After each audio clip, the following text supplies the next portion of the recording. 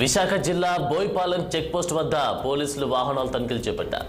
ఈ తనిఖీల్లో అక్రమంగా తరలిస్తున్న భారీ గంజాయిని పోలీసులు పట్టుకున్నారు. 4 నిందితులను అదుపులోకి తీసుకుని వారి వద్ద నుంచి 80 కిలోల గంజాయిని స్వాధీనం చేసుకున్నారు.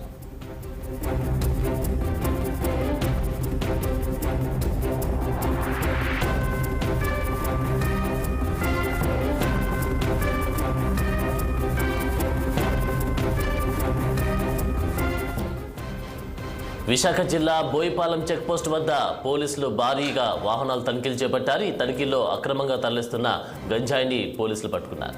4 నిందితులను అదుపులోకి తీసుకుని వారి వద్ద నుంచి 80 కిలోల గంజాయిని స్వాధీనం చేసుకున్నారు.